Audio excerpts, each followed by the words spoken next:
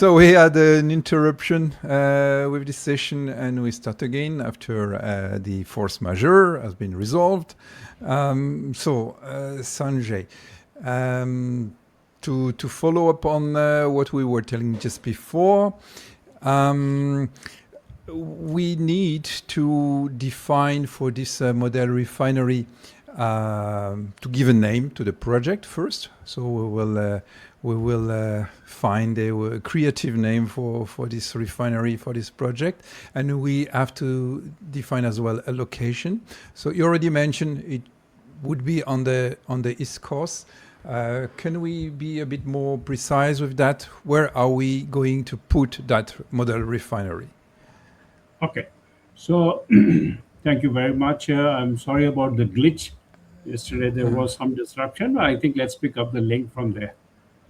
Two or three things, just a subtle point. Yesterday we were discussing, we had established the capacity of the refinery in a way, and then we were trying to promulgate some basic premises as to how a refinery should be conceived, why we should talk of a particular capacity, what is the kind of intent which we have, and give it a flexibility so that it can swing between distillates and petrochemicals, with the intention of maximizing petrochemicals. Because when you look at India, though there is growth in the distillates, though there is growth in the economy, there is requirement of more and more distillates, but still I think the growth of the petrochemicals is a lot higher. So that was one part. So that's why I'm trying to just briefly recall as to what we discussed. Yeah. We established a basic 20 million tons capacity, gave it an orientation of petrochemicals, and we're trying to maximize petrochemicals at the expense of distillates. And what I mentioned was that in India, we have a lot of capacity sitting on the western front. For obvious reasons that we are closer to Middle East, there is always a case of lots of crude to be imported from there.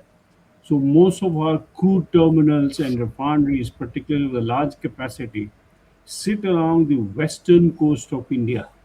And then we have a pipeline network which is connecting both crude as well as products from various refineries into a central network which carries on the distillate, carries forward the crude as well as the distillates all across India. And the other important point which you would have noticed is that we are spread all over, including some refineries which are there landlocked sitting up north. But predominantly, if you notice, along the peninsula, the intention has been there to put as many refineries as is possible for obvious reasons. Uh, because of this strategic shift, which I mentioned, and even for security reasons, that most of our western coast can apparently be vulnerable to external threats also, there is a distinct thought that we should move east for two good reasons. One is that east needs a lot more capacity. The second part is there is a lot of investigation which is happening in terms of offshore exploration in the Bay of Bengal. So Yeah. current indications are that we might strike a lot of oil and gas out there. Lots of contracts with foreign majors have been reworked. There's a lot of exploration activity which is expected to be undertaken. These are, of course, going to be very deep sea kind of exploration. So, A, it's going to be time consuming, B, it's going to be an expensive affair. But if we do strike oil in that region, then obviously there is a proximity which can also be exploited through the eastern coast. So, that is one more incentive as to why we should go east. The other important part is if you look into the Southeast Asia Pacific geopolitically, India has a lot of interests in Australia, around Japan, Indonesia, and all these countries in the Southeast Asian bloc.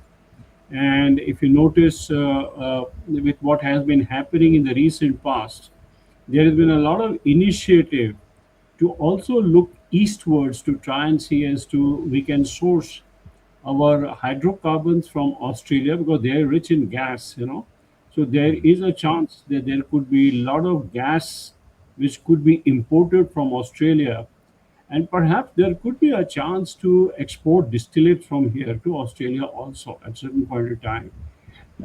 Similarly, I thought even in the other countries which are sitting around the block, be it Philippines, Indonesia, Malaysia, etc., going right up to Japan and Korea.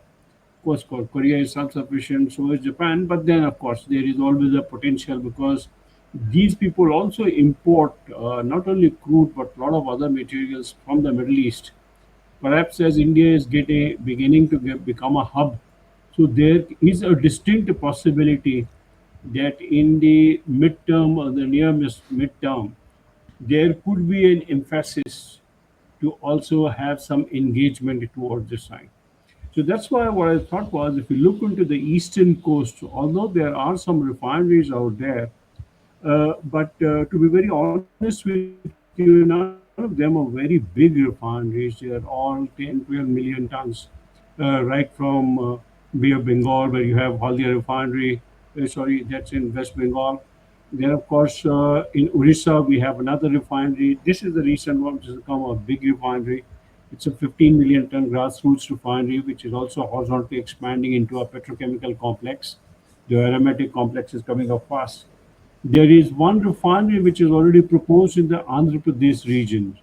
The go ahead for that has been received. I think they are looking at about 12 million tons to start with. But if you come down south near Chennai, that's another region where perhaps there is potential of a good market in and around which can cater in southern India. Plus, there could be a good bracket to look from there to export eastwards. So I think we can look at one of the prospective location in the Tamil Nadu or Chennai region and look for the plant to be installed out there. Till such time as we have a name for the project, let's call it a dream project. So I think that also sounds interesting. Let's call it a dream project. So that's Dream what. Dream project, the Dream Refinery. Well, okay, let's call it a dream refinery. Now, Dream as I mentioned, Refinery. Oh, even it's even yesterday, while along the coast, wherever we have these refineries, we have followed a multiple approach for the because most of the crude is to be imported. So obviously, we need facilities by which we can transport crude into the refinery per se. So we want VLCCs and ultra VLCCs to park somewhere. And since in the continental shelf are very close to the shore, the draft is not as much. So you have to be somewhere in mid seas. So typically around 20 to 30 kilometers. I mean, we find a good draft is available of let's say 20, 30 meters, wherein most of our SPMs sit. So in case we are going to put for this dream project, there will be crude SPMs, maybe two of them, which would be sitting somewhere so that we could unload the crude from the VLCs from there and transport it onto the refinery. Now, depending upon what is going to be the export orientation, one could have one or more than one product SPMs also. And for smaller cargoes, invariably when we go for such a big refinery, there is a small jetty which anyway is built. So that is the kind of activity which will happen in terms of an infrastructure build on the offshore segment when we do the refinery per se. And once the crude is in the refinery, then of course, as we were discussing yesterday, we will have the crude distillation unit, and we discussed about the MS block, which would look very different in terms of an aromatic orientation. So all the straight run LPG could be one product, but could be a potential product for a petrochemical complex. The entire full range naphtha could go to a desulfurization unit where we could hydrotreat it, split the naphtha into light and heavy range, and the light naphtha could be a potential feedstock to the cracker. Assuming that we have lots of LNG plants in the vicinity in the eastern bloc, which have already come up, some of them are already installed, others are in the process of being installed or completed. So there would be a good chance to integrate LNG to the refinery. So most of the hydrogen production, I'm assuming, for a future refinery should actually come from the natural gas. So that gives us a chance to see to it that the naphtha, whatever is being utilized earlier on to generate hydrogen, could be routed into the olefin complex, the lighter naphtha I meant. So there is no need Okay, for on this point, so now you say it should hydrogen should mostly come from natural gas, so it will be steam methane reforming. And yesterday we were talking, so in the previous part one on this topic, we were talking about green hydrogen. So we would yes, have competitive solutions, yes, yeah, to provide hydrogen to the yeah, complex. Yeah. So the idea here would be that when we do the model refinery, we do a base configuration, a reference configuration, and then we do a comparative configuration where we replace some assets.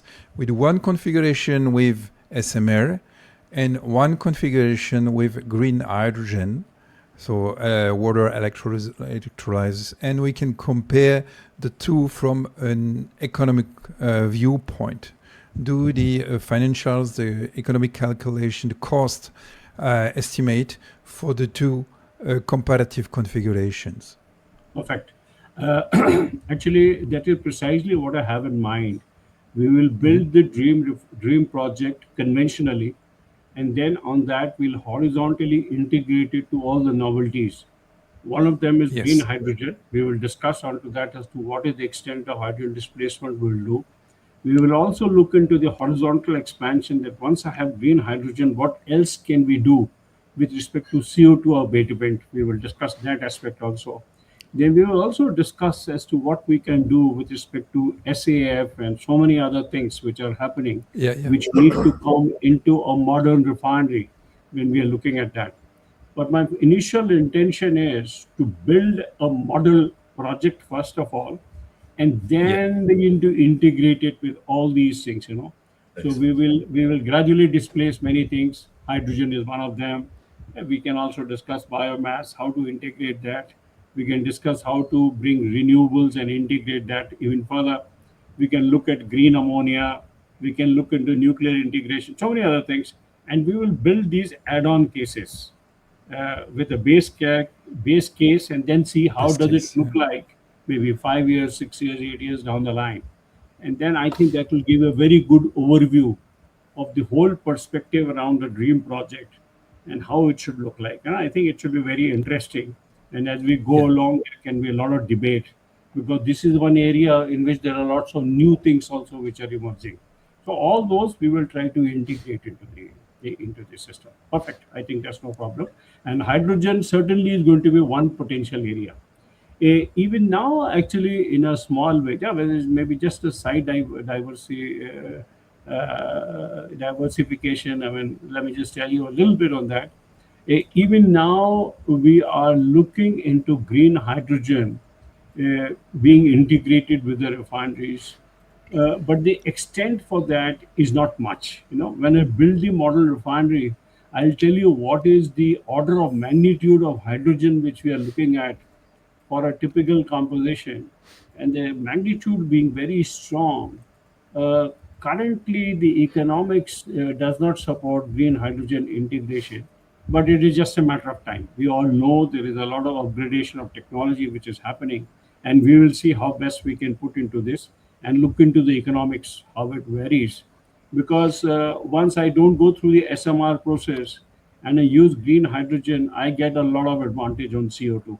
So in terms of CO2 footprint and many other things, there are immediate direct advantages which accrue in the refining complex as such. So we will What discuss all. about what about gasification, coal gasification as another Yes.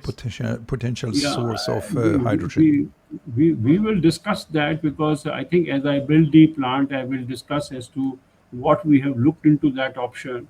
We have considered in several refineries to use Petcoke, which is produced from the refinery per se, also mix it with some coal, go for gasification, recover hydrogen from there, In our studies so far in the Indian context, unfortunately, that has not worked very viable.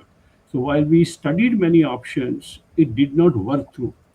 What actually the model and our new understanding is suggesting is that we should look for, when we go gasification, we should not really look for a hydrogen recovery. We should actually look into ammonia, methanol, ammonium nitrate, urea. That is the Yeah. kind of market which is there in India.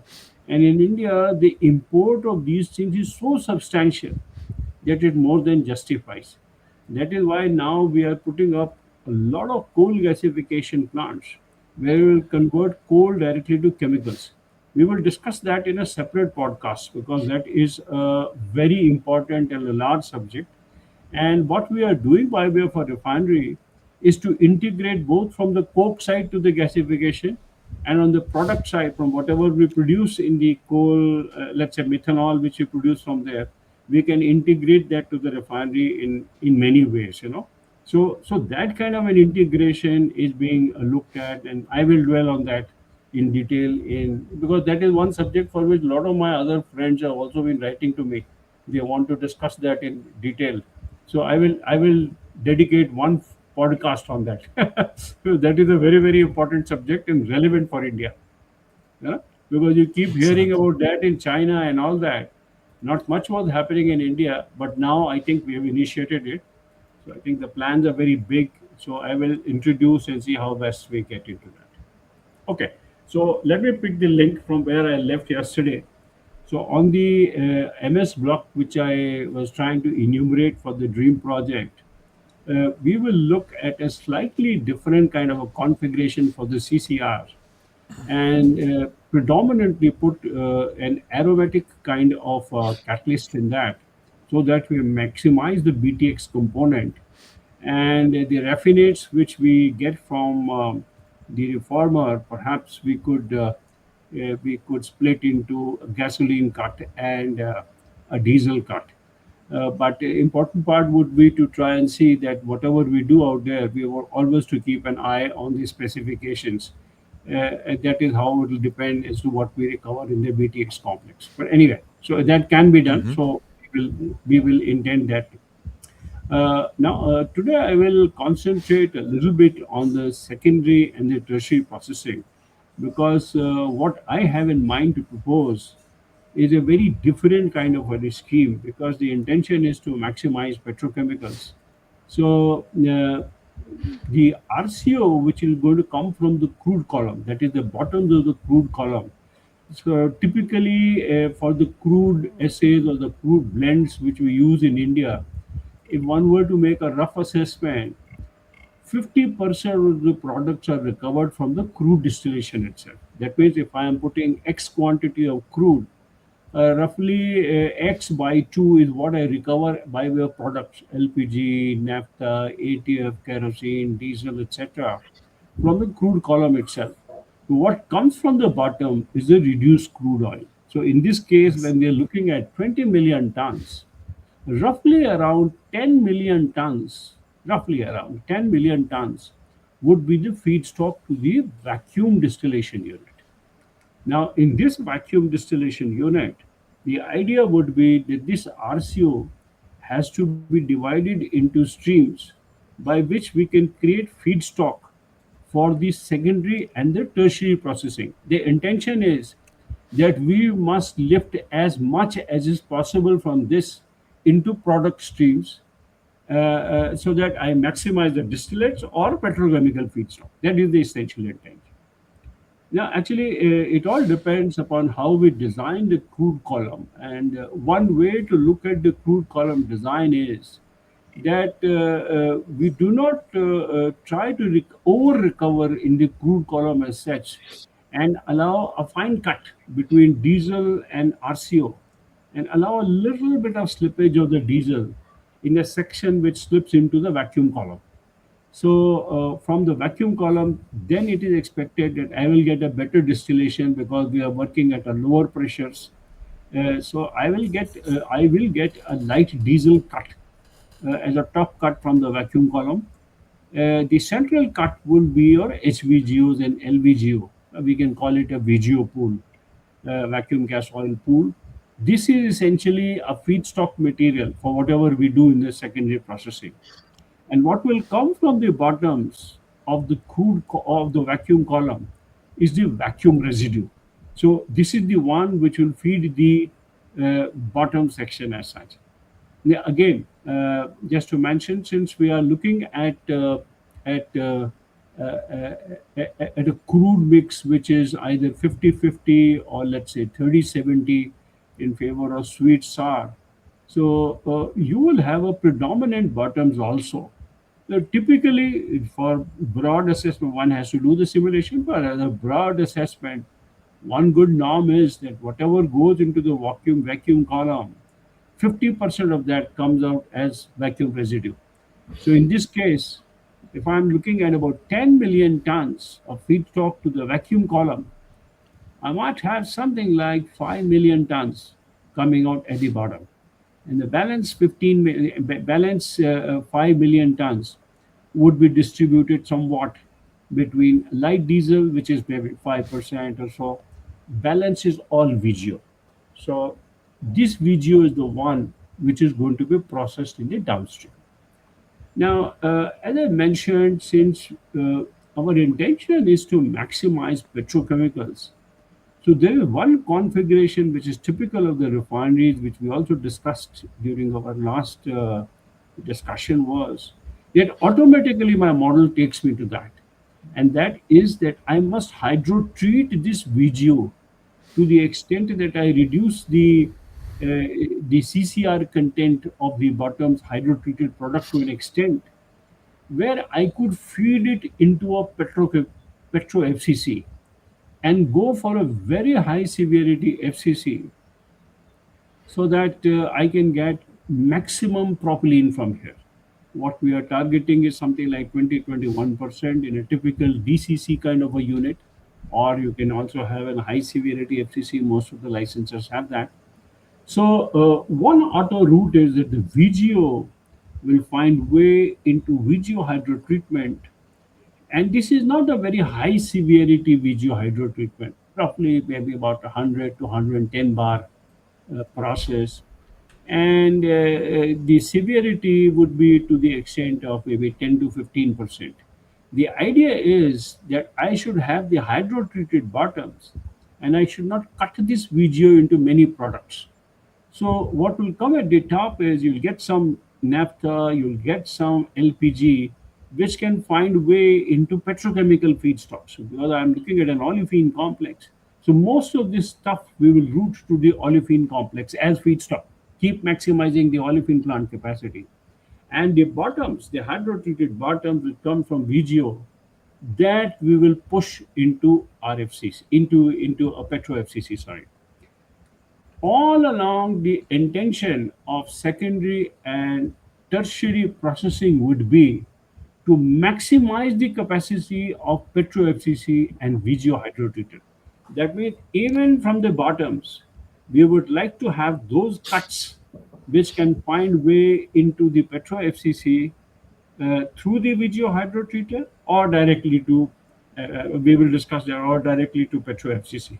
The idea is So, Sanjay, I am showing here the yields we obtained from FCC, depending on the configuration and the parameters. So the Petro FCC is the one that maximizes the petrochemicals, the monomers. So typically, this is this configuration where we get around 20% propylene out That's of right. it. That's Yeah. right. So this is the kind of unit which we'll look at. And interestingly, if you look into that, there is something at the top which you see as a fuel gas. We call it an off gas. And this Yeah. is very interesting in a petro FCC. When we are going for 565 degree plus, this off gas is very precious because it has considerable amount of ethylene. Yeah. Typically, if you do not have a facility for that, it finds way into the fuel gas pool. But if you have an olefin complex, it is a fantastic stream to be integrated to an olefin complex. So this off gases from here we will route to an olefin complex. The olefin complex, I told you, two feedstocks. One is the light naphtha coming from the naphtha section. Then some heavy naphtha, which may not have utilized in the heavy naphtha aromatic block. That heavy naphtha can come here. Then the third feedstock is on the kerosene. On the kerosene, I mentioned yesterday, part of the kerosene, depending on the kind of crude if I'm processing, if I have that C12 to C14 cut, there is a potential to recover LAB, linear alkyl benzene, which can be a good feedstock for the detergent industry. And the balanced kerosene, which is available, has the potential of going to a keromerox to give me ATF as one product, and the balanced heavier kerosene can be upgraded to diesel. I'll tell you how it will be done. And the lighter component of the kerosene could be again a potential feedstock to the olefin complex. So in the secondary processing unit, three major blocks: VGO hydrotreater, a Petro FCC, and an olefin complex. In the olefin complex, we will feed all these things. Whatever surplus LPG is there, straight run LPG, that's fine. All naphthas, light and heavy, some light kerosene. So it is a multi-feed cracker. And as I mentioned yesterday, we'll be targeting a very high capacity. Interestingly, in this cracker, we will interlink all the off gases from the petro FCCs so that all the ethylene which is there in that off gas can be recovered here. The important part for that would be those off gases have to be treated, because typically in the FCC, these off gases are rich in nitrogen compounds. They have a lot of NOx and all that, which cannot be directly taken into the cold section of the cracker. So what we do is we put an upstream unit, get rid of all the NOx, etc., and hook it up into the demethanizer section of the cracker, where we separate the ethylene and ethane. The ethylene is recovered as a product, so all that which was going as waste is being recovered. In one Yeah. plant, we were able to recover 100 KTPA, 100,000 tons per annum of ethylene from here. And the capacity of that FCC was what? Only 2.4. Now, if we are going to maximize the capacity of Petro FCC, that means if I have more VGO feedstock, more the capacity, this is a very potential stream to recover ethylene without too much of an expense, net additional capex. And all the light ends from there, that is ethane and propane, which slip into the off gas system, that can also be cracked into to extinction to get more ethylene, more propylene. So it works out as a very useful kind of a configuration, right? Now, when we are looking at the Petro FCC, one part is very clear that we are interested to have as much propylene as is possible. We discussed a number of 20% or even more, a little bit more than that. The next cut is the light cycle naphthas. This is the one which is actually a very high run material, and it is good to go directly into the gasoline pool. Now, irrespective of whatever hydro treatment we might have done, the chemistry is such that all the residual sulfur gets locked into into the around the gasoline or the naphtha kind of material which comes out from in these cycle naphthas. So most of this naphtha, before it finds way into the gasoline to gasoline pool, to meet these specifications, there are two important requirements. One is I want to get rid of the sulfur, whatever it might have got locked into this. And the second part is that I must do that without loss of octane. So this technology is preferentially available. The best technology in the world is available with Exxon's, which is a prime G technology. In India, we have a lot of prime G plants. Exxon has a unit which they call as Canfiner. UOP also has a process. But what we use in India mostly is prime G. Prime G is considered to be one of the best technologies. So here, this cycle naphtha goes to the prime G unit, and we get desulfurized cycle naphtha streams. Now, depending upon the specification I have to address for the gasoline, because Aromatics is a very important component to control. And since in the CCR itself we have maximized the aromatics, we will have to be conscious out here. So typically what we do is that most of this cycle naphtha, we actually, in addition to prime G, can consider an extraction unit to recover the aromatics from here. Because benzene and aromatics, there is a specification on gasoline. I cannot have beyond a certain point. But this is a good potential stream to recover the aromatics also. So in some plants, what we have done is a typical GTC kind of a process, an Yeah. extraction process where you recover the aromatics from this content and maximize the aromatic pool. Gives you more money out there, and you get a cut which is high and rich in octane, very good on sulfur, and a great blend for the gasoline pool. So this is going to be one of the major streams for the gasoline pool, along with the reformate, which is coming from the CCR. I mentioned the raffinate. I cut it into two cuts: a gasoline cut and a diesel cut. So the lighter ones, which can be maybe lesser in aromatics, free from sulfur, can be blended with this and augment the gasoline pool. So that's something which is going to happen. And so this is the gasoline cut which comes from here.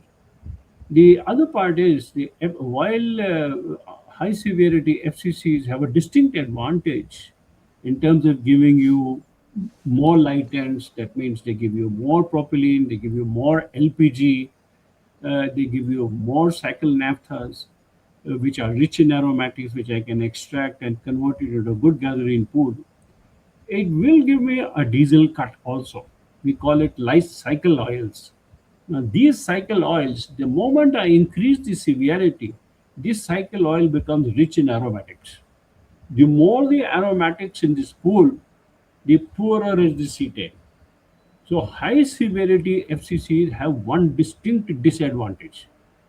The diesel which comes from this FCC is of extremely poor quality. The cetane number is roughly between 24 to 28, at best could be 30. So this is a very poor quality of diesel which comes from here, and which will require high severity hydrotreatment. So most of this light cycle oil from here is one potential stream to a DHDT unit. So as I explained, in the secondary processing block, I have a VGO hydrotreater, I have a Petro FCC, I have a olefin complex, and in I'll have now an hydrotreater, which is a diesel hydrotreater, which will cater to the LCO for abrasion into the diesel pool. I will have the straight run diesel coming from the atmospheric column and the vacuum column routed to this DHDT, and possibly there will be something else which will come from the bottoms, right? So this will be my feedstock to the DHDT, and we'll see how it is designed and what exactly we do in that. So that is number two. Number three is the olefin complex. Now, if I have to maximize the capacity of the olefin complex, I should keep maximizing the feedstock quantum. That is one.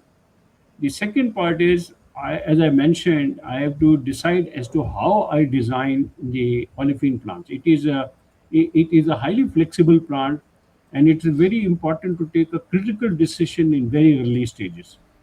Those refineries which have a very high severity FCC will already be producing a very high quantum of propylene, right? So there will be a good potential of not producing too much of propylene as an intent from the cracker. So what we have found is that a good severity or P by E ratio is between 0.42 to zero point 0.5. That means whatever is the total feedstock which I am putting into the plant, only maybe 42 to 50% of that I convert into propylene, and I maximize ethylene from here. So if I am looking at a 2 million ton ethylene plant, so I might at best get maybe 1 million tons of propylene from here, or maybe 840, something like that. You know? So P by E ratio could be lesser. There are plants where we have gone up to 0.68. That means 680,000. If I am producing, let's say, 1,000 tons of ethylene, I'm also producing maybe 680,000 tons of propylene. So that kind of a severity also exists out here.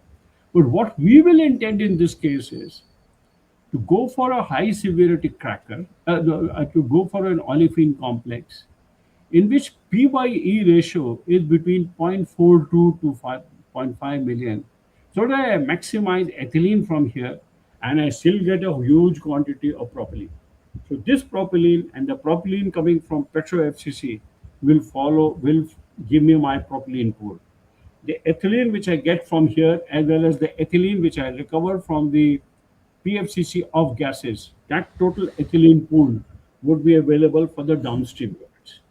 Yeah, My intent, here I yeah, am showing the cracking yield in correct, the steam correct, cracker correct. depending on the feedstock. So you That's say right. we would be propylene ethylene ratio. We Yeah. would be So you will in see this one of the area. major feedstock, roughly around you see 70% of it would be naphtha. Naphtha Yeah. kind of material, light naphtha, heavy naphtha, and light kerosene. So Yeah. we will be mostly following this product pattern. So if you look the ethylene out here, you will find it's close to maybe 33% or so total ethylene. Mm-hmm. That is the kind of recovery which we get from here. And you'll find the propylene is roughly maybe 11, 12. At best, 16% is what we've been able to hit in the plants when naphtha is the feedstock. But if I'm going for a combination where I push in a lot more LPG in the plant, ethane and propane, you'll find the ethylene goes up. So if I get ethane, I am able to hit very high, 70, Yeah. 80%. If I'm able to get propane, maybe around 40% or so, very high ethylene. So my intention all along would be even for Petro FCC of gases to bring the ethanes into the plant. Now, if in a Petro FCC, incidentally, what happens is the LPG content, which gives me a lot of propylene, it gives me considerable amount of propane also as a bottom product. All that propane from there, I will route into this olefin complex. Can you come back to your conversion, which you were showing just now? Oh, yeah. Of course, this Just one. put it up. There's something interesting I'll show.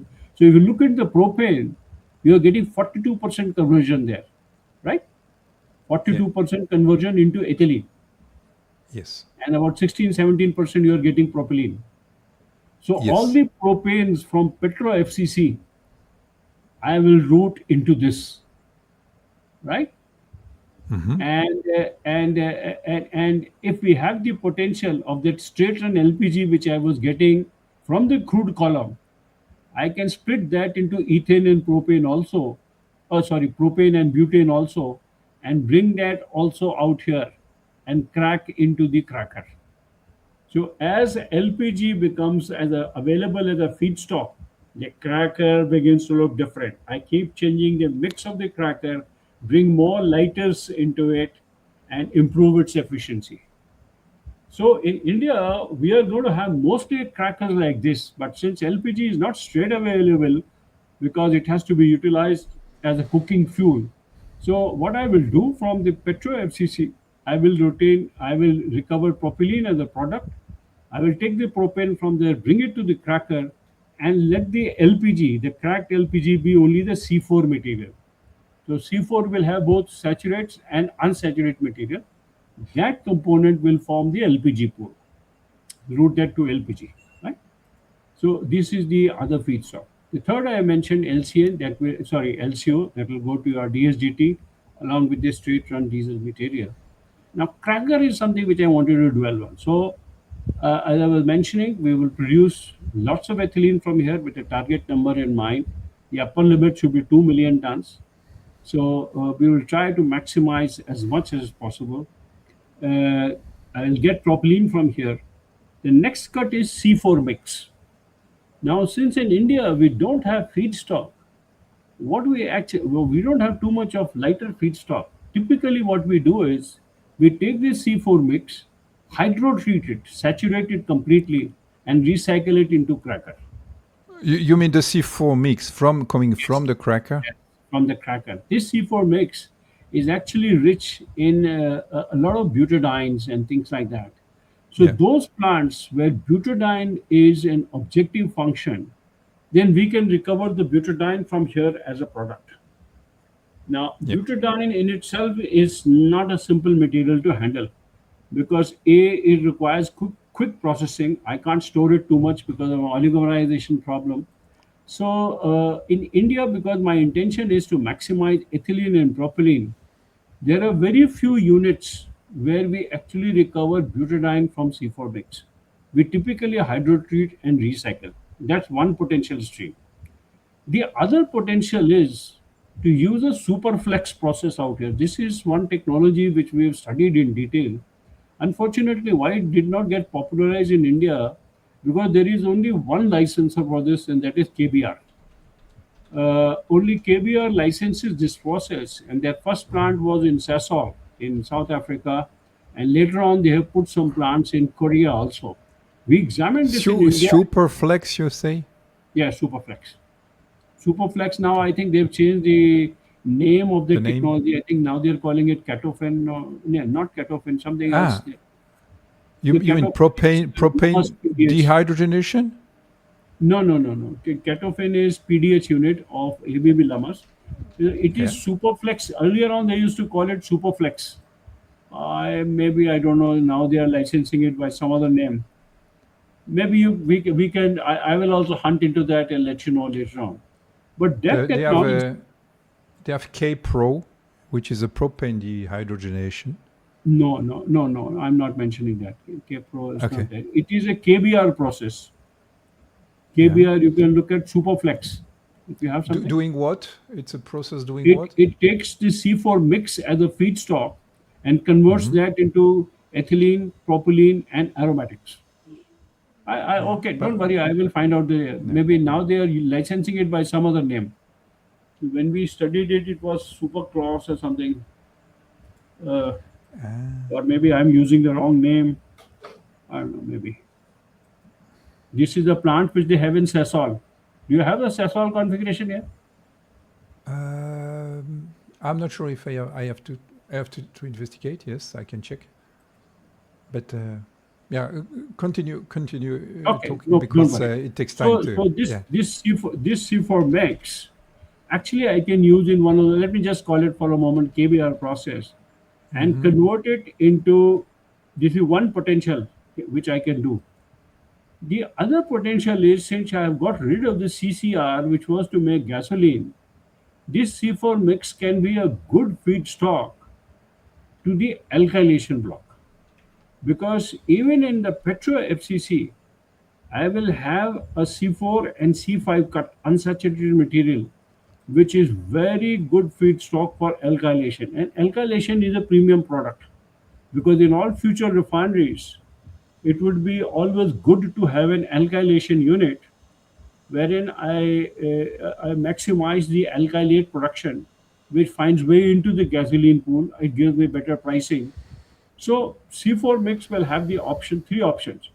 I can use the KBR process to convert into ethylene, propylene, and aromatics. That is my intention, to maximize the petrochemicals. That's one. The other option could be part of it I could take into the alkylation unit, make the alkylates and blend it into the gasoline pool to make premium gasoline. And the third option would be I can hydrotreat this particular C4 mix and recycle it back into cracker to maximize ethylene and propylene. That is the third alternative. Typically, that is what is done in India. In most of the plants, we do that because we don't require butadiene as a product. It's not that we don't require, but butadiene linked technologies is a little bit of an issue, because when we talk of SBR, latex, all those kinds of technologies, we find that most of those technologies, it's very difficult to get license, and they are difficult processes. Anyway, there is a different problem linked with it. We can discuss it separately. But right now, my intention is to see to it as to how best I maximize petrochemicals. So this is the three things which I can do on the C4 mix. Now the bottoms of the cracker, because the liquid feedstock is very high, I'll have a lot of rich back end from the cracker. And this with the quantum would also be quite significant. I can hydrotreat this material, And after hydrogenation, I'll get a C5 cut from here, which is saturated material that will be recycled back to cracker. But balanced material is very interesting. I have benzene, toluene, xylenes in that. Now I have gone for a process to put a cracker only. Normally, this PX unit, if I put a standalone cracker, I don't have an aromatic complex. It is not justified to put an aromatic complex to recover this. I only recover benzene, toluene at best, and allow everything else to go into the mixed xylene pool. Sell it as merchant product.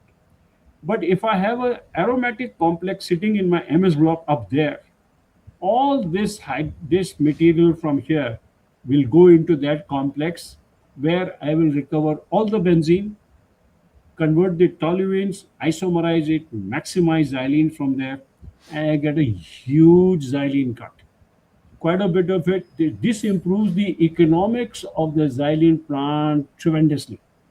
So every back-end integration from a liquid cracker into an aromatic complex improves the returns of the complex dramatically. So now I have not spent money to reform something. It has happened out of a cracking process. Only thing which I have done is I have recovered all this material in the CCR linked downstream block for BTX complex.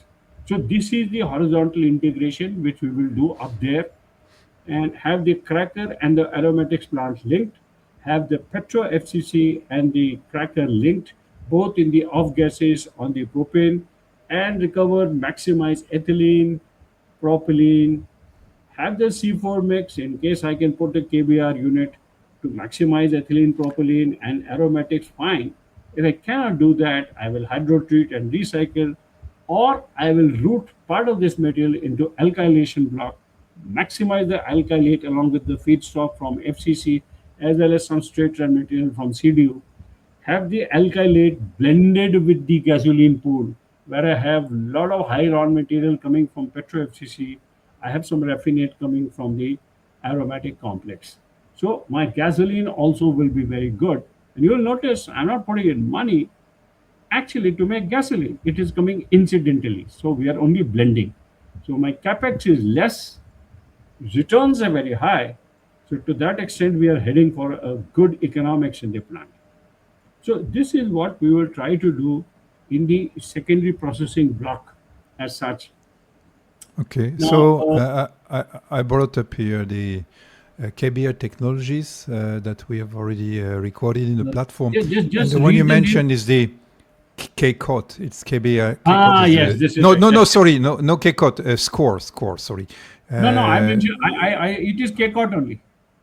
I'm K-COT talking is the about, FCC. K-COT is yes, it FCC. is an FCC kind of process, but the Ah, feedstock to that is a C4 mix, okay, unhydrotreated material, which is okay. coming from an olefin complex, and it Mhm. gives me that maybe about 25 to 30% of propylene. It gives me about 20-25% of ethylene, and it gives me a good aromatic complex. Since my intention is to maximize aromatics as well as ethylene and propylene, I like to prefer to put this unit out there and have the alkylation unit rationalized only on FCC as well as straight run feedstock, which makes sense. It gives me good economics. Only problem is that during implementation, KBR is not very easy to deal with. That is what we found. And in India, why this technology did not come is because in India, we have a very important criteria for licensing. We do not like hardware. We do not like any licensor to supply us hardware. We don't like that. Hardware has to be made in India. So any licensor which says and uses the word proprietary supply, proprietary this, proprietary that, that technology is very hard to come here. We do not like proprietary items because we don't like dependence on any licenses. Yeah, We want complete independence on fabrication. Only thing we want to depend on the licenses is on basic technology in terms of catalyst, configuration, basic engineering. Everything else we want to do in India and seek support only for supervision. Now, KBR was coming with a lot of conditions. They were saying the furnace is mine, The reactor regenerator internals are all mine. In fact, they were saying the regenerator has to be supplied by us. Forget about it. That technology will not come. So that's why it did not take off in India. But maybe down the line, when we are looking into a futuristic scenario, there could be a good case to look into this aspect also. So this is what I would be sitting in the secondary processing. Now from the tertiary processing, that means when I look at the VR, vacuum residue on its own will be generating very little end product. It only generates, I mean, substantially generates feedstock for the secondary processing. It could generate some distillates also. We will see how it does. But there is a potential for it to generate some feedstock for the secondary processing. Now, as I mentioned yesterday, we have tried to phase out cokers a little bit. But coker we still find is a very interesting process.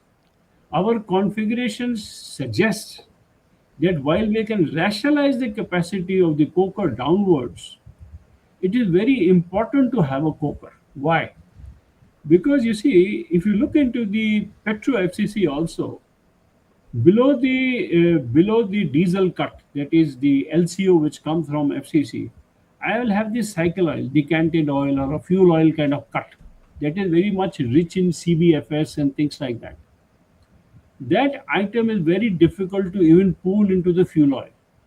We find it as a very good feedstock to go to coker. So one feedstock would be the cycle oil, the light cycle oils or the fuel oil, which I recover from FCC as a residual product. It is maybe 5 to 6% of the feedstock to the coker, to the FCC. That is one good feed stream which can form a feedstock to the coker. The other good feedstock is that if I'm going to put a resid hydrocracker, I cannot have 100% conversion. I can at best the normal technologies which are there by KBR or maybe LC Max by ABB or maybe IFP process evaluated or even UOP has a process. Most of these guys are coming around 90 to 92% conversion. So there is a distinct amount of pitch from here which needs to be disposed. This pitch is a very good feedstock for coker. So one is the FCC fuel oil, the pitch from the slurry hydrocracker, and there is a third waste stream in the refinery. When you look at a wastewater treatment plant which sits in the offsites, there is a lot of sludge, solid sludge, which comes from there. After the treatment of water, it has gone through the process. You will find all refineries generate a lot of sludge. How to dispose this sludge is a very big challenge in refineries. We found that coker is a very good outlet for it. So this sludge from the wastewater treatment plant is a very good potential stream to go to a coker. So that is the third stream. So I can get rid of all my waste sludge from here. So FCC bottoms, I could have the pitch coming from a slurry hydrocracker, and I would have the sludge coming from wastewater treatment plant in addition to vacuum residue. So all the vacuum residue which comes from there, part of it can go to coker. I want to restrict the coker to 2.4 million tons. 2.4 million tons, it gives me two chamber design. I don't have to make it too complex. We don't want to have too much of coke. So 2.4 million tons of coker. And as I told you, if I'm looking at roughly 20 million ton refinery on the atmospheric column, roughly what I will get as vacuum residue would be 5.5, something of that sort. 5 million tons at the bottom vacuum residue. So let's say 2 million ton odd goes to the coker. About 3 million tons I could put a slurry hydrocracker. So the bottoms will look like a slurry hydrocracker and a coker combination. Now what these units do is the coker will give me 70% distillate, of which about 50% is product. But 20% of that, which we call as a heavy coker gas oil, it is a VGO kind of material. That material can find way into the VGO hydrotreater, sitting at the top in the secondary processing. So an HCGO stream from coker is one additional feed stream which will go to video hydrotreater. So what will happen? Video hydrotreater capacity will go up. Correspondingly, petro FCC capacity will go up.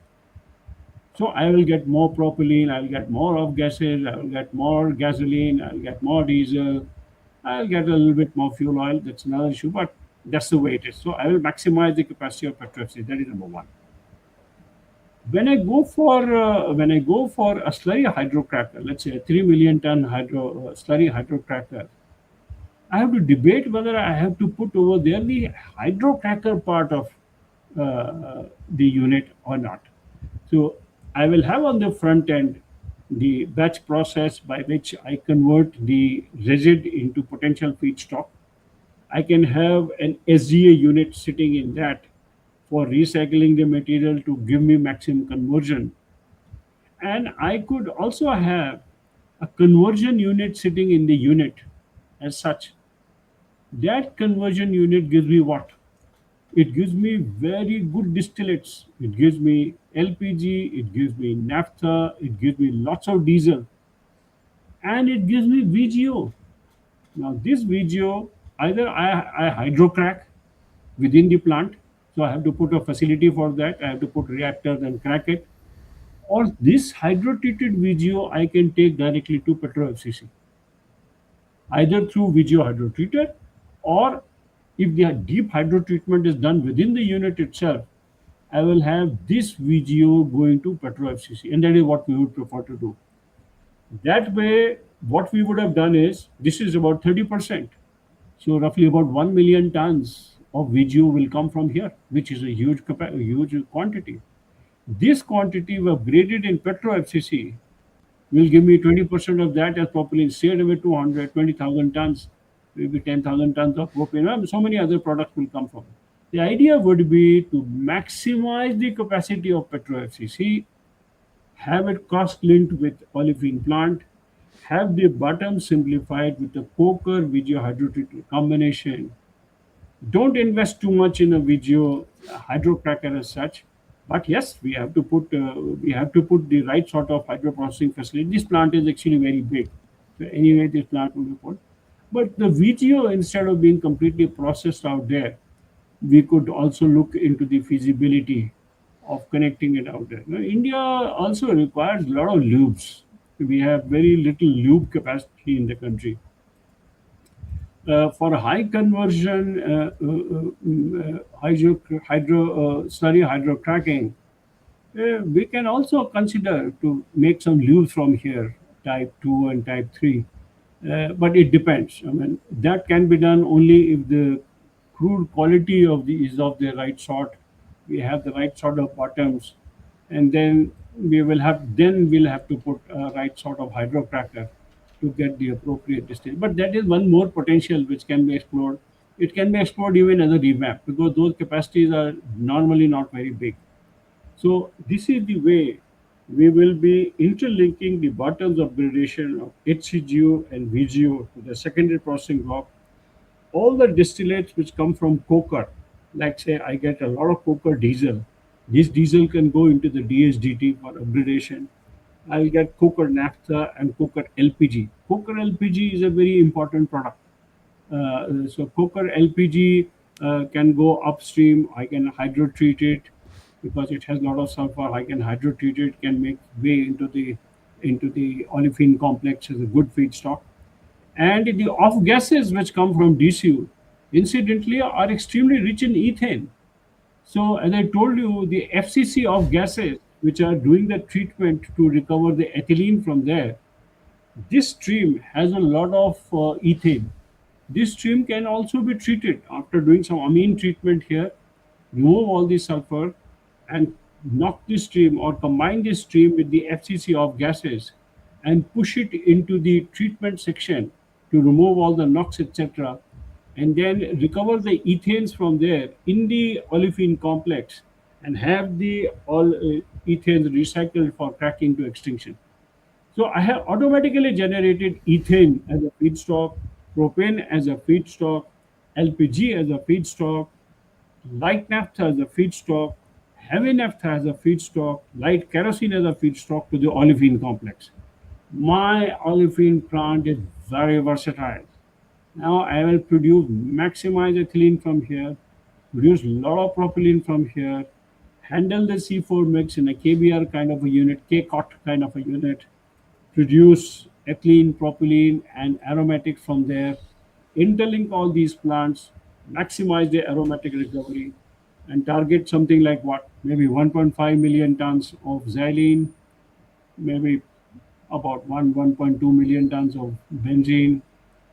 I'll target about 2 million tons of ethylene, roughly 2 million tons of propylene. So downstream units can come accordingly for that. And then of course, alongside we'll have some coke as a product, lots of sulfur as a product. Instead of producing sulfur, we can actually produce sulfuric acid. There is no need to produce sulfur. So all the acid gases which come from the refinery, instead of actually using the supercross and cross process to convert them into sulfur, elemental sulfur, what we have done in some of the plants is to directly convert it through the WSA process of hollow topsoil into sulfuric acid. And this sulfuric acid can find way. One is that sulfuric acid is a positive IRR. It gives me a lot of incremental IRR, whereas the sulfur plant is actually negative to the refinery because it doesn't give me anything. Sulfur price is nothing. I have to put it because of environmental considerations. But sulfuric acid generates a lot of steam. So that integration helps. And the sulfuric acid, even at zero price, shows great economics for the refinery. And the sulfuric acid, maybe in the next phase when we will discuss the second part of these model refinery config, we can look into phosphoric acid plant, something else, or it can be sent to an ammonia urea facility to make DAP and things like that. So sulfuric acid could be another potential stream which could be there. Now, in terms of the auxiliary unit, one thing which I wanted to mention, there is a considerable amount of hydrotreatment you would have noticed. We have a significant VGO hydrotreater, we have a slurry hydrocracker, and we have a diesel hydrotreater. Now, because of the deep aromatics cut, the deep aromatics reforming which we have in the MS block, there is a lot of surplus hydrogen which is generated from there. So the aromatic complex will be exporting hydrogen actually to the refinery. The cracker also produces a lot of hydrogen, which will also come to the refinery. So I'll have two major sources of hydrogen in the refinery itself. The third source, of course, would be the hydrogen plant. So I will use the natural gas, go for the SMR process, and produce whatever is the deficit hydrogen which is required for the complex. And to my mind, the requirement would be roughly, maybe total requirement could be to the tune of 175 to 200,000 tons per annum of hydrogen may be required for this kind of configuration, of which to my mind 30 to 40,000 would be sourced internally from the refinery processing itself. So about 150,000 odd is what we will have to create as a capacity out here. Now imagine if this capacity was to be able to use naphtha for this, I require roughly 2.5 to 3 tons of naphtha per ton of hydrogen. So if I require 150, maybe half a million tons of naphtha is required, which is now saved, which is going to cracker to give me ethylene and propylene. And I have got LNG as a product or natural gas as a product to give me hydrogen. So this is one part. The second part is most of these refineries now get constrained because of what we do with the steam and power. Because all these complexes are large, the refinery per se, to our mind, does not require too much of power. Actually, what even with this complex, maybe 100, 150 megawatt. But the moment I give it a petrochemical orientation, the power requirement shoots off asymptotically because all the downstream units, particularly the polymers, etc., they are all power guzzlers. I require tremendous amount of power in all those units. So I think roughly what we would require is between 450 to 500 megawatt of power and roughly maybe 1,500 to 2,000 tons, could be even more, but it will be 2,500 tons of steam for this kind of a complex. Yeah, there's a lot of steam which can be produced within the process at various levels, which will be captively consumed. Because FCC produces a lot of steam. Steam cracker is almost self-sufficient; it generates its own steam. So that's one part. But in addition to that, there is a lot of steam which would be required. So what we do is all the petcoke which is produced from the coker, that is an ideal feedstock for CVFE. It gives me bottom of the barrel. Because when I sell this coke, actually I don't earn too much of money. 10,000 rupees a ton doesn't cost you much. It can actually go to a coal gasifier, blend with coal on the front end to reduce the ash content. So that's one potential. It can go to the cement kilns, but what I get is I don't get much money out of this. It's much better to utilize it to produce captive steam. One good way would be that the coker, in fact, that is one another way as to why we decide the coker capacity to what it might be.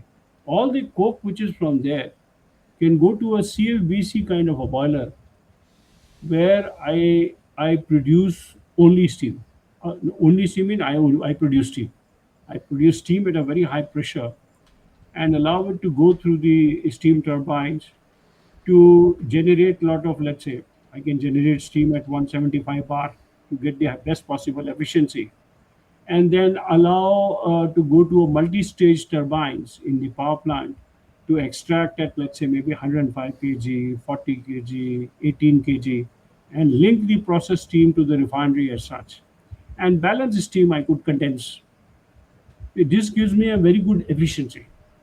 And roughly what, maybe 20 to 25% of the power of the plant could be sourced internally. Could be sourced internally, right?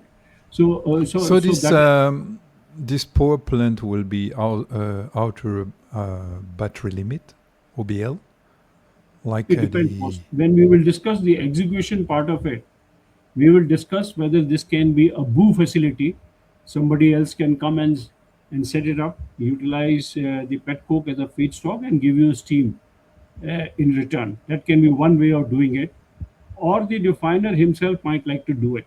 Because you see, captive power plant and steam is so integral to the process that it is very difficult to hive out this complete facility. At least that we don't do that in India because the operator doesn't feel comfortable unless he exercises control on steam, because steam is required at various levels in the refinery and the operator needs to feel comfortable.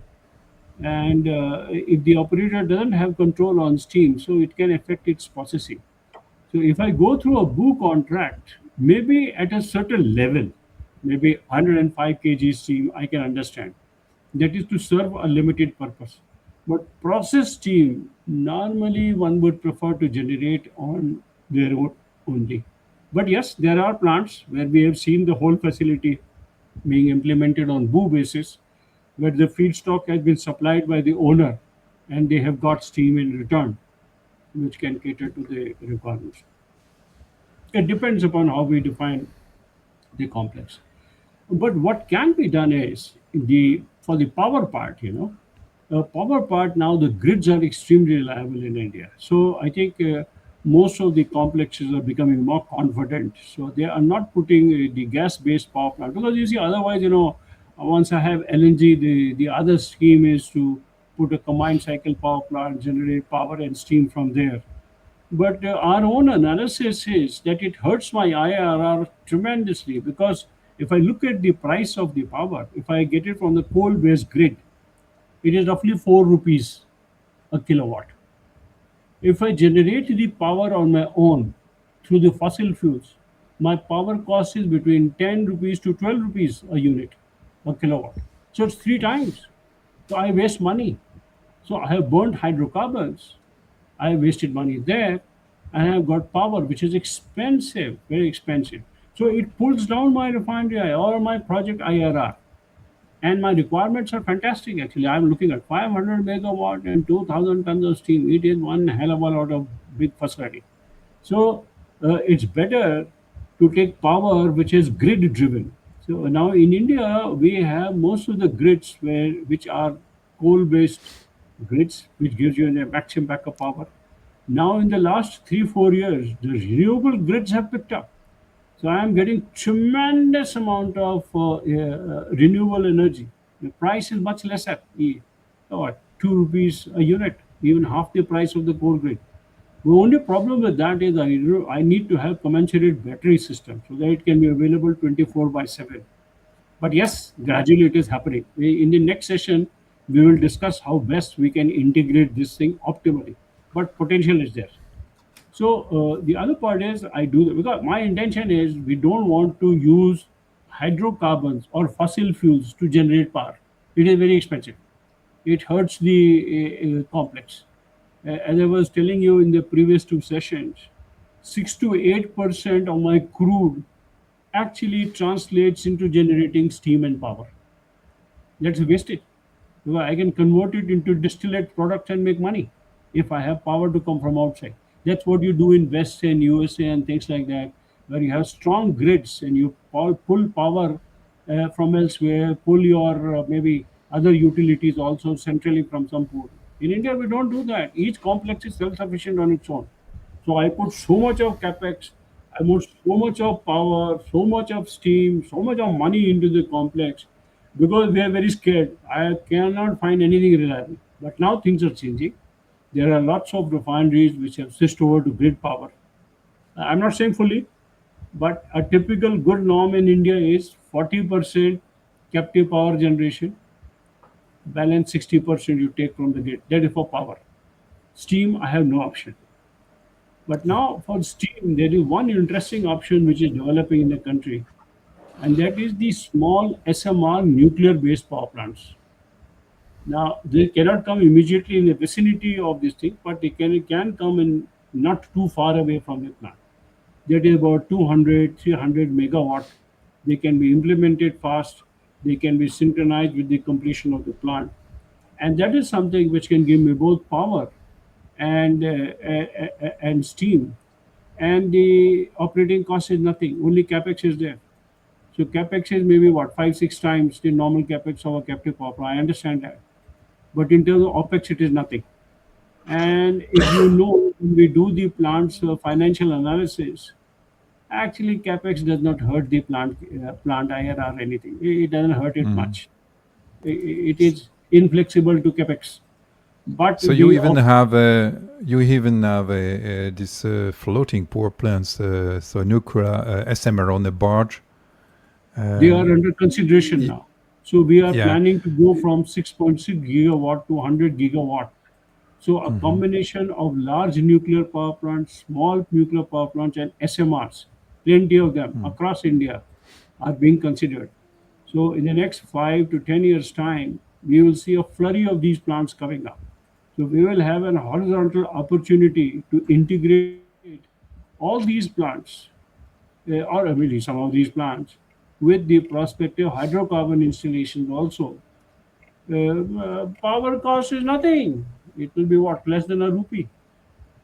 So it will be An nothing. SMR So is a proven concept for yes, yes, a I think refinery. now USA, France, all of them are offering that. India is in the process of doing its own R&D.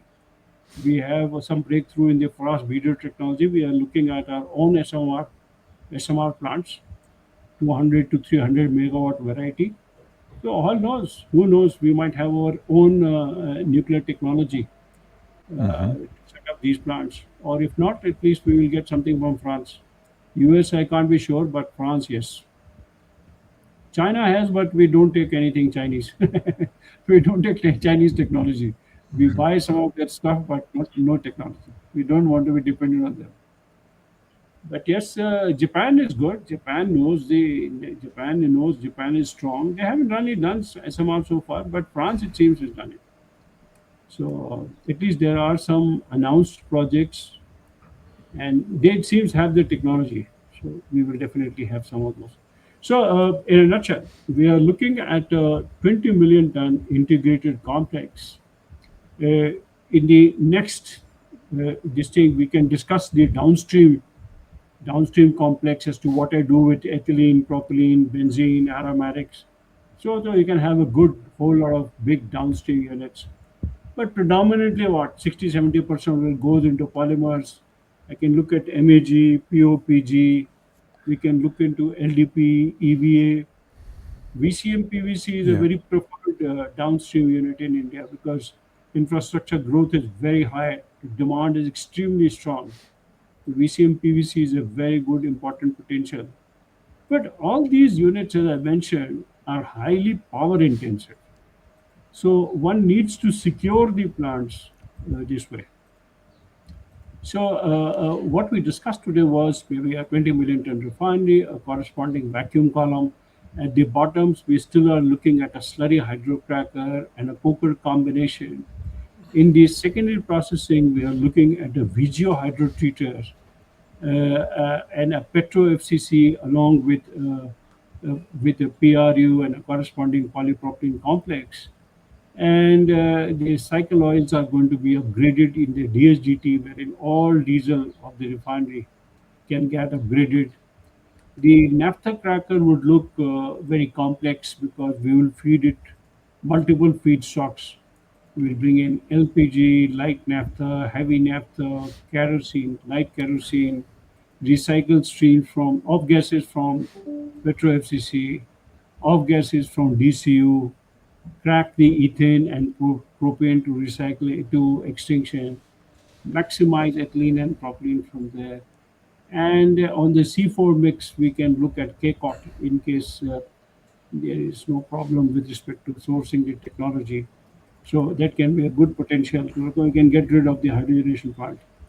And then look at an LNG terminal to interlink the LNG integration to the refinery. At best, if worst come worst, to supplement the power and steam requirements, we might put at best one or two gas turbines, frame 6 type, just to give you flexibility in such a big plant.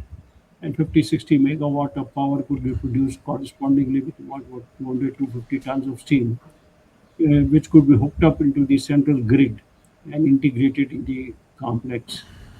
And this is how we can have pools of gasoline, diesel rationalized. And DHDT is another important area. Currently, we have discussed only diesel hydrotreater to upgrade the CTIN numbers to ensure that I meet the diesel specifications to Euro 6 levels. So obviously, we are looking at a high pressure unit. But what we can do is we can put in some cracking catalyst in that and try and crack some diesel because I want to rationalize the diesel in the longer run. So we can crack this diesel, 25 to 30% of the diesel could be cracked. Only thing that we will do when green hydrogen becomes attractive. Because currently LNG I have to source from outside, it is expensive. Generating hydrogen and then utilizing it to crack diesel on an expensive route, possibly one will have to look at the economics. But it does make sense sometimes. I can crack diesel to rationalize the diesel and the light ends which I get from there. Either I can maximize gasoline and gasoline pool, or I can route it to the cracker and maximize ethylene and propylene. So the DHDT configuration when we make, we can keep the future in mind and design the reactors accordingly so that there is bed space available to push in some cracking catalyst later on, depending upon when the plant is set up. So this is there. On the downstream side, I think yeah, for the benzene, one good potential product in India is to look at phenol. Uh, uh, we can look at phenol. Cumin phenol is a good unit. We have still not put any bisphenol unit, although it's a potential product, but there is potential to look into that also. So that's one chain one can look into. We already have a acrylates facility in India, but there is space for one more. So for the total propylene which we are getting, apart from polypropylene, one potential product, maybe 250 to 300,000 tons of propylene we can dedicate to an acrylate complex, right? On the oxygen side, we can have MEG and POPG. They are all very potential products which are required on the downstream side. On the polymers, still the demand is very strong. We can continue to have many trains of polypropylene. We want a lot of swing unit. We want a lot of HDP. So polymers find their space into the complex on their own. We would also like to have some more LDPE capacity in India, LDPE and EVA, and we want a lot of VCM PVC, maybe two trains of 300 KTA kind of stuff. So that is what we can have on the downstream side. So if you have a complex of this nature, you are looking at a very huge facility. We also have to look at the outside battery limit installations, the ancillary installations, the peripherals like water treatment, environmental technologies, water treatment Yes, station that we have also to yeah. place in the Yeah, complex. it starts from big desalination plants because that's why we are near to the port. Yeah, We will have to put a yeah. massive desalination unit to get water. Then we have a complete water block coupled with the steam and the power generation facility. That's one. Then you will have Do your we own air consider separation plant so that you can get air separation? Yeah. Do we consider all this is part of the dream project, or it is our separate Yeah, it is entities? also. See, if I have to consider a plant in India, it is very difficult to assume that this will not be an integral part of the complex.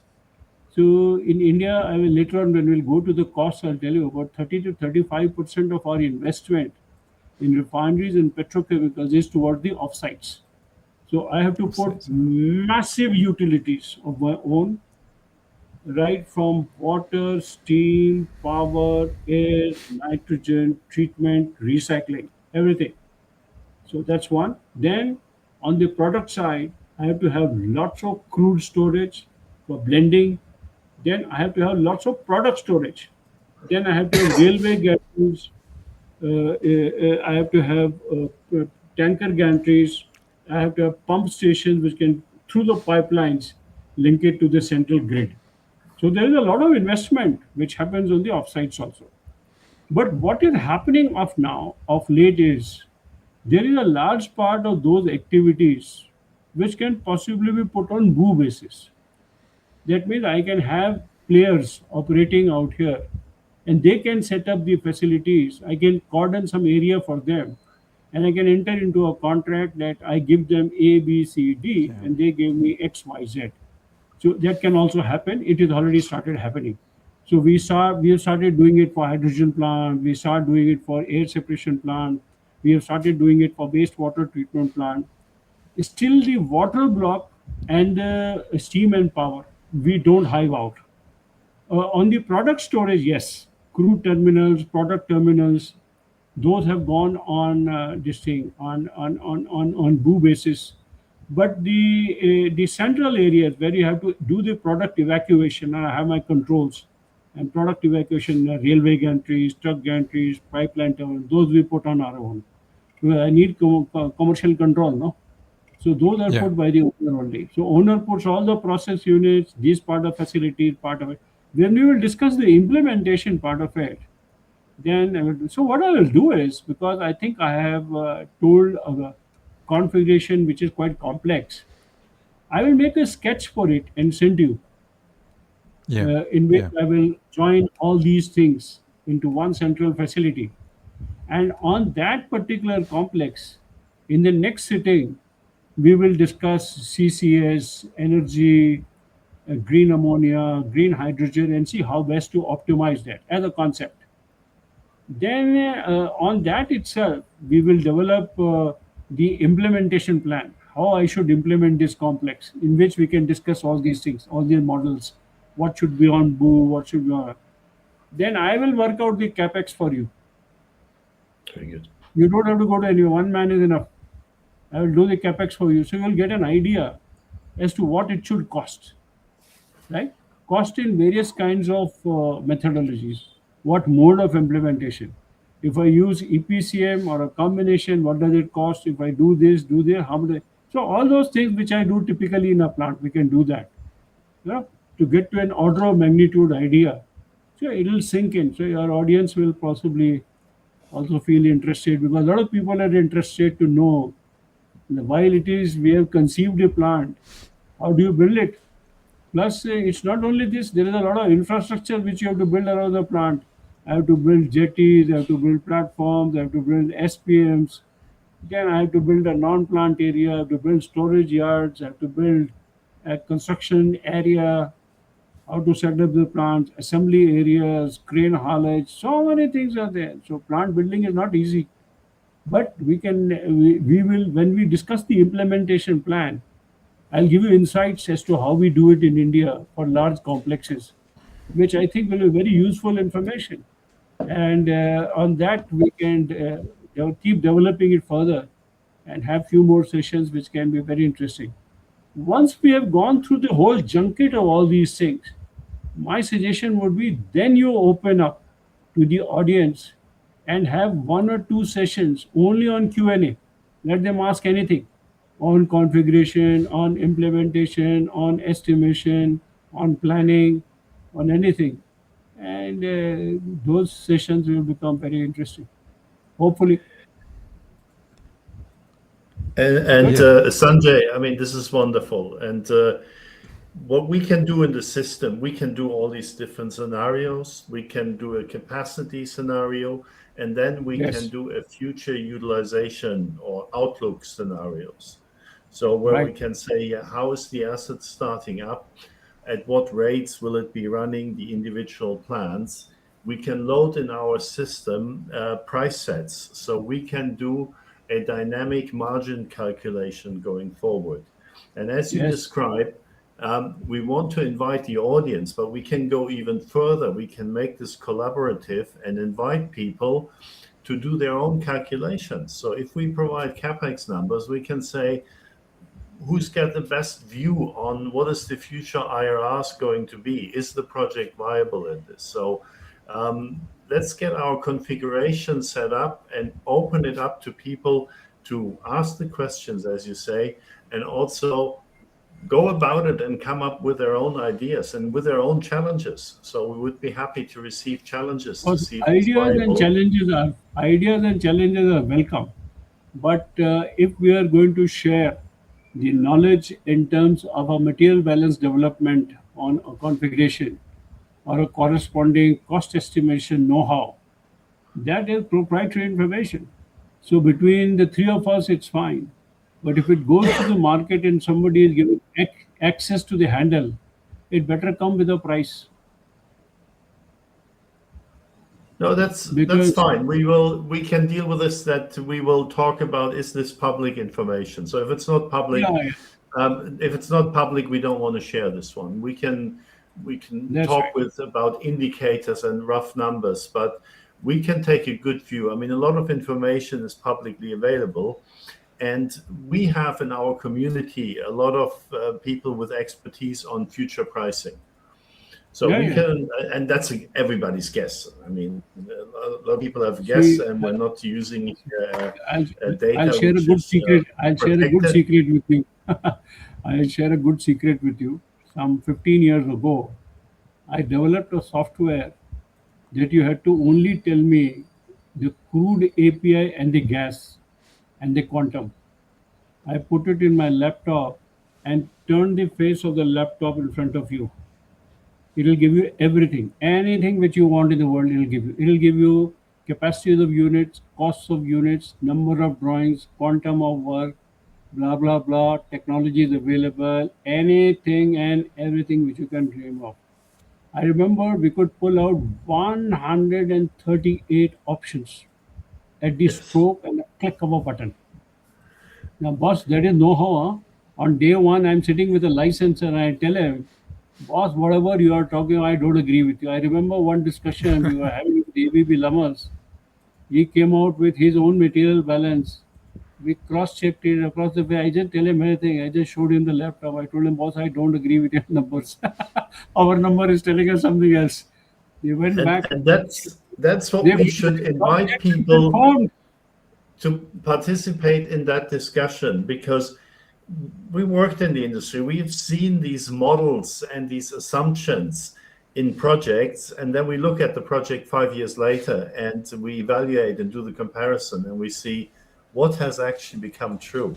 Neither Yeah, the yeah. prices, nor the demand, nor the run rates all had to be adjusted in the course of a project or in the reality, coming to very different results. So I'm looking forward to have a discussion with the community out there on the Yeah, views, that if they agree with the number that's in the system, or if we jointly come up with a different view on it. So I'm really looking forward now to get the but configuration. I think one today was a important very good feedback I'll give session. you.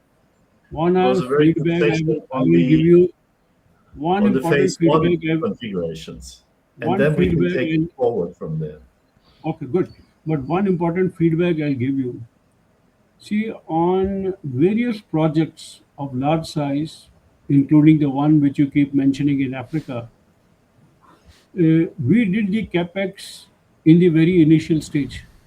That means when we configured the plant, while the licensor developed the basic engineering packages, we gave a plus or minus 10% cost estimate. Would you believe it? I have myself handled more than 20 projects, large size projects, each one of them $2 or $3 billion. Not one project we have gone beyond our cost estimate. Never. We have Yes. slipped on the schedule. I agree with you. On the schedule, we have not been very good. We have slipped 3 months, 6 months. How can you? That kind of a slippage has been there. But on costs, we haven't really gone wrong because but the problem is in Indian market, no, we have a good sense of the Indian market where everything is available domestically. If you ask me to build a plant elsewhere, no, we go a little bit wrong there. I'll tell you why.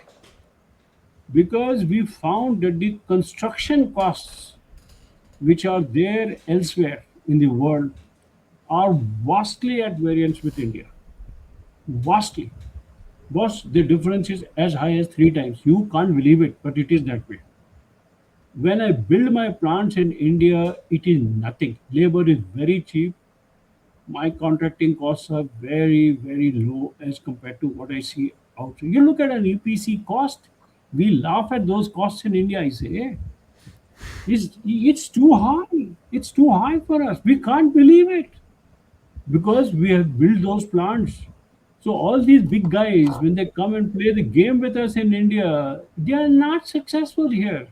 Well, we build the plant at a very low cost, and we rarely go wrong on that. I'm not saying nothing is foolproof in this world. I can't say that everything we have been on dot, but by and large, 90%, 95% of the time, if you are hitting on dot, that means your estimation is not very good, and your estimation is good because you know that indigenously I can source all this stuff. But if my foreign dependence is so high, everything I have to go out, people will extort.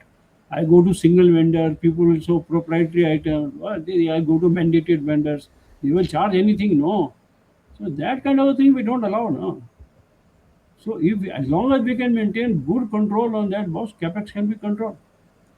You see, even in the African refinery, nobody knows what is the right cost. Once on a telephone call, I will tell you between you and me what was our number. What you read in the market, what you see in the paper, it is not that number. The number is something else. So I will tell you what that number is, and there is no deviation from that number. That is the beauty of it. And it was in a place which is other than India. We used a certain factor for construction, and we guessed it, but we guessed it correctly. But that's what we will do, and that is the beauty of doing this project in a location. That we're not Yeah, just building a virtual project yeah, yeah. somewhere. We're doing it in India, where we can learn from you and from others what are the challenges Yes, in India and how do they apply to our project. yes, yes, surely, surely, surely. No, no, I'm Yes, sure absolutely. as we will go into this kind of discussion, which is more of estimation, financing, bankability, execution, then you will have a wide galaxy of people who are interested in these things because they are all interested to know how to set up things fast and bring the money as fast as possible, make big money out of it. Everybody is interested in that. Who isn't? So I think that discussion really very interesting. Good, Very good. very So nice. thank you, Sanjay. It has been a master class in refinery design. You brought up. It's a fantastic discussion we had today again. And so we invite everyone to follow that dream refinery project, as you named it, on our platform. And yes, of course, follow our channels, like this episode, share with your contacts to learn about what we are doing here on the platform on Portfolio Planning Plus. So thank you very much again. It's always a great pleasure to talk with you. And we meet again for the follow-up sessions on this project. Yeah, sure. I will send you one sketch, which I think you will find interesting. So, which you can show to the people also, and then we can go from there. Thank you very much. Pleasure talking to you. Thank you.